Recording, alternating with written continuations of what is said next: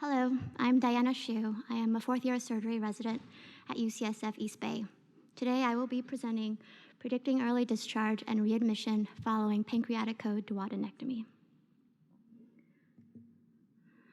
We have no disclosures.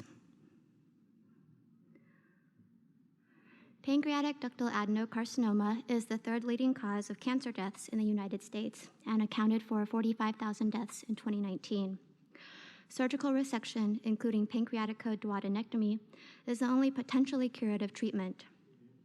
Although perioperative morbidity and mortality have both decreased over the years, morbidity still remains high at 30 to 40%, frequently due to delayed gastric emptying and postoperative pancreatic fistula. Enhanced recovery after surgery protocols have been widely used for recovery after major abdominal surgeries. For pancreatic surgeries, including pancreaticoduodenectomies, ERAS has decreased length of stay and hospital costs, but has not consistently improved rates of postoperative complications and morbidity. Furthermore, despite implementation of ERAS, many patients are unable to follow protocols, and deviation rates have been reported to be as high as 70%.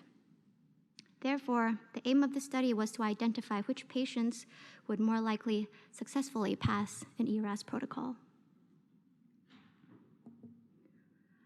We performed a retrospective review of all pancreaticoduodenectomies performed at Kaiser Permanente Oakland Medical Center, a regional cancer center between 2010 and 2018.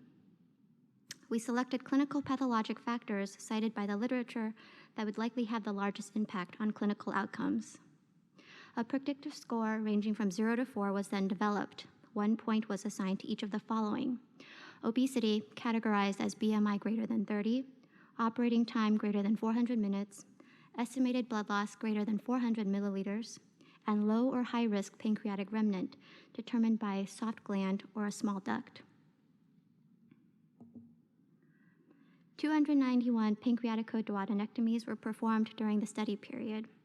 Baseline patient demographics were not statistically significant between the 5 score groups. Patients with a score of 4 had a mean BMI that was 12 points higher than patients with a score of 0. Similarly, patients with a score of 4 had a mean operating time that was 3 hours longer than patients with a score of 0. The incidence of an interventional radiology procedure required was also significant, with 20% of patients in the score 4 group requiring IR services compared to none in the 0 score group. In our study, mean length of stay was 8.5 days in those patients who scored 0, compared to 16.2 days for those who scored 4. 30% of patients who scored 0 were discharged before postoperative day 7, compared to 0% of those who scored 4. Readmission rates for patients who scored 0 and 4 were 12% and 33% respectively.